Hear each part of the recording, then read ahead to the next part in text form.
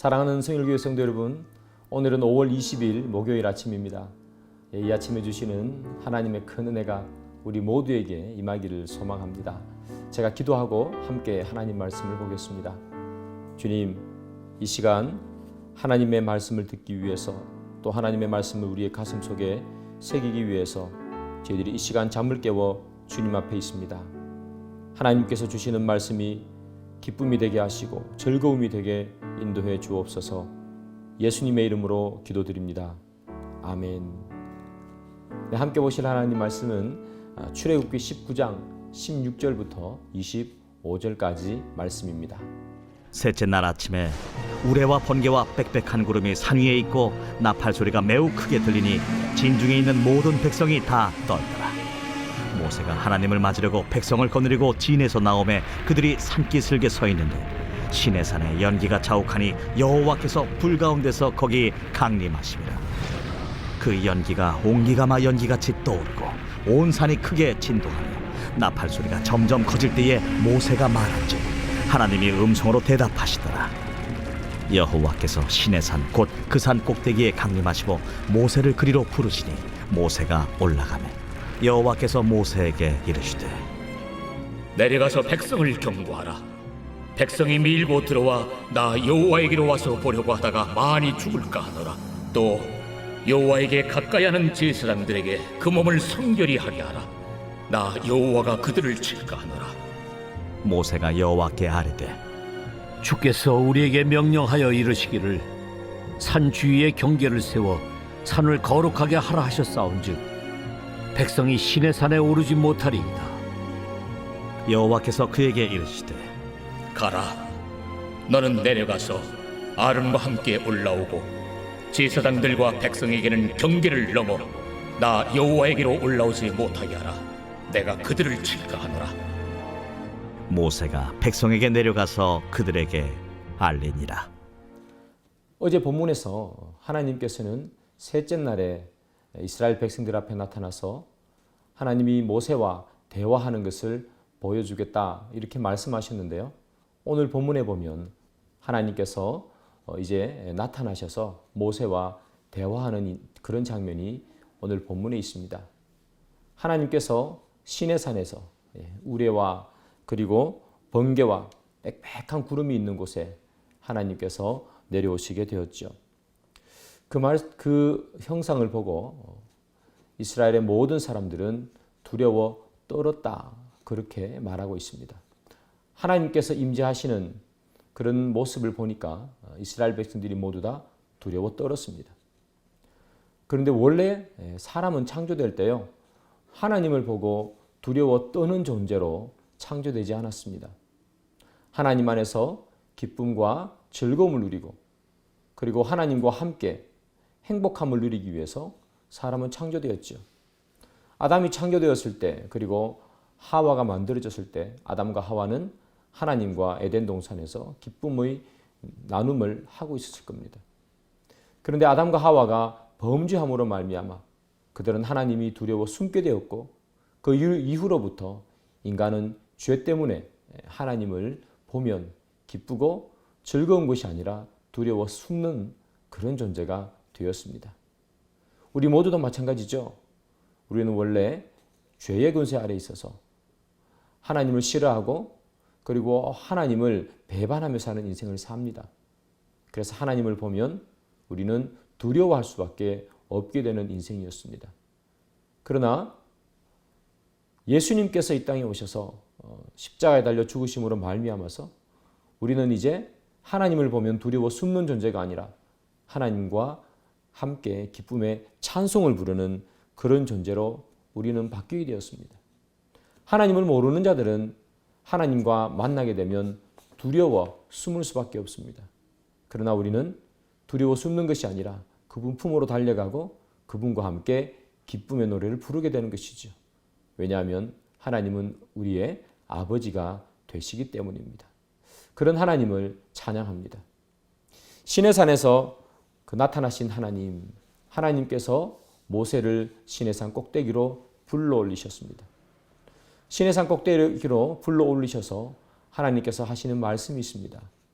그 말씀은 무엇인가 하면 이스라엘 백성들이 나를 보기 위해서 다가올 것인데 이스라엘 백성들이 가까이 오게 하지 말라고 명령합니다. 가까이 다가오면 죽는다고 그렇게 이야기를 하시는 겁니다. 사람이 하나님에게 가까이 다가온다. 원래 여러분 성경을 보면 인간이 하나님에게 다가오는 그런 존재가 아니라 하나님이 인간에게 다가가는 그런 것이 바로 성경이죠. 성경을 보면 모두가 다 사람이 하나님께로 오는 것이 아니라 하나님이 사람에게로 다가가는 것. 이것이 기독교죠.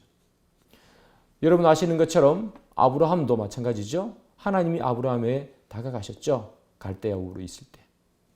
야곱도 마찬가지입니다. 돌베개 베고 잠잘 때 하나님이 찾아가셨습니다.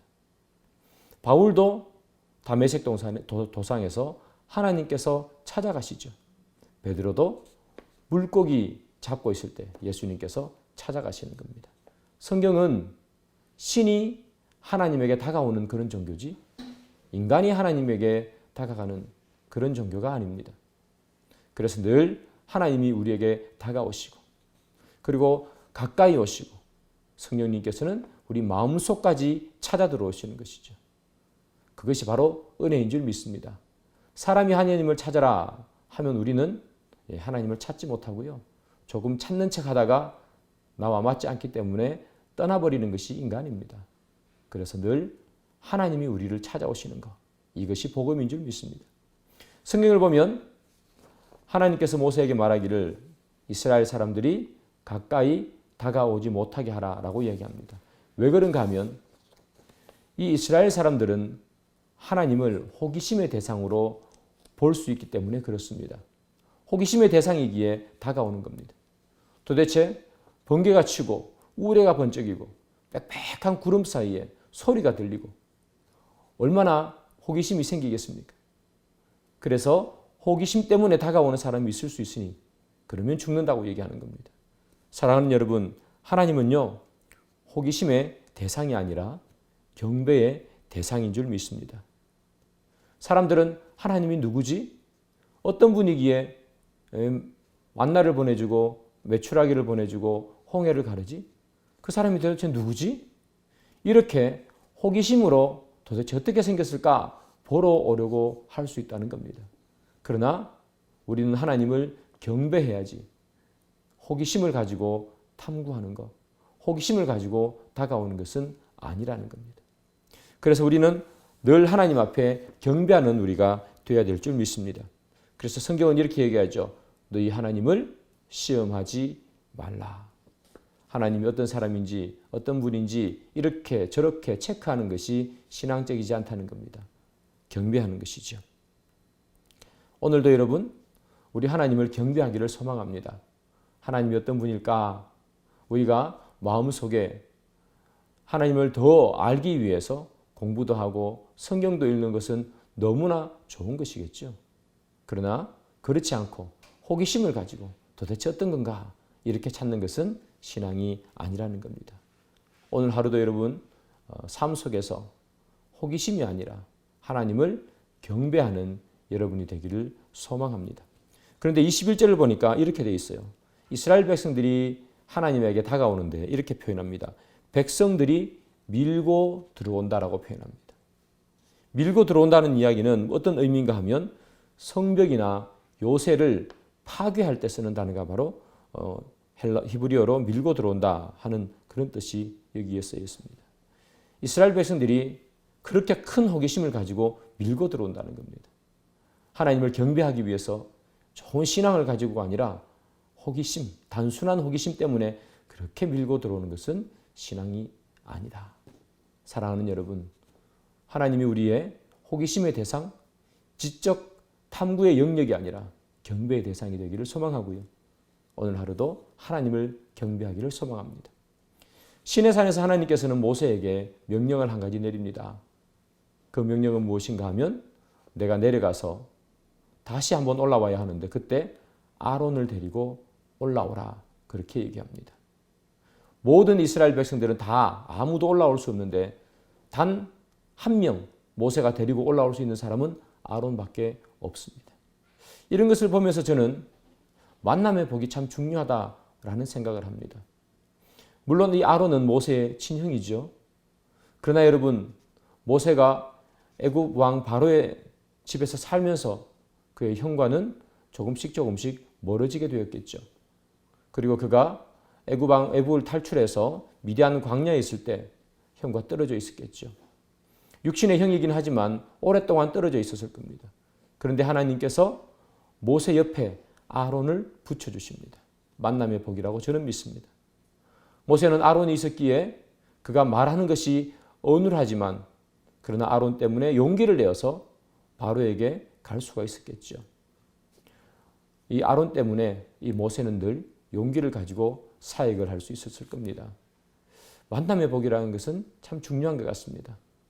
사랑하는 여러분, 아론 그리고 모세 이 둘을 하나님께서 만남의 복으로 엮어주셨던 것처럼 우리는 성일교회라는 이 교회 안에서 이 성도들끼리 하나님께서 붙여주신 만남의 복이라고 믿습니다. 하나님께서 만남의 복을 주신 이유는 서로 힘을 합쳐서 서로 사랑하고 서로 아끼고 함께 사역하라, 동력자가 되라 하는 의미 아니겠습니까? 우리 가운데 또 우리 교회의 모든 식구들 서로가 서로를 아끼고 동력하고 서로를 기도하고 그저 함께 예배드리는 한 교회에 그냥 같이 다니는 사람이 아니라 하나님께서 만남의 복으로 붙여주신 분이라는 것을 여러분 기억하시고 그 만남의 복을 여러분 늘 기도하시기를 소망합니다. 그래서 우리 교회 성도들 서로가 하나님이 붙여주신 귀한 분이구나 이 마음을 가지고 서로를 바라보기를 소망하고요.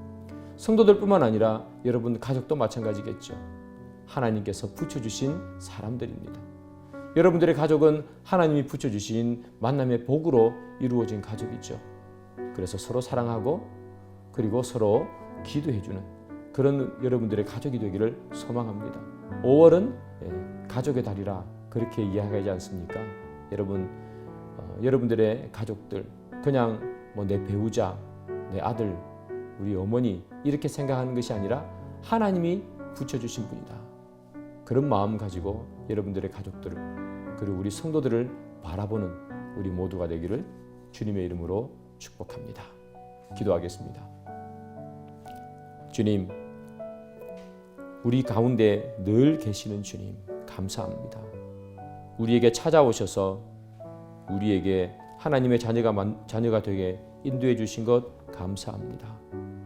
하나님, 우리는 늘 하나님을 두려워하고 무서워하지만 주님께서 우리에게 먼저 다가와 주신 것 감사드립니다. 하나님, 그 하나님을 늘 경배하게 하시고 또한 우리 삶 속에서 주님께서 주신 만남의 복으로 이루어진 많은 사람들을 향해 하나님의 사람으로 동역자로 그렇게 생각하게 하시고 서로 기도하는 우리 모두 성일교회 성도들, 가족들 되게 인도해 주옵소서. 예수님의 이름으로 기도드립니다. 아멘. 계속해서 하나님 말씀 보시고요. 그리고 더 깊은 기도의 시간 가지시기를 바랍니다.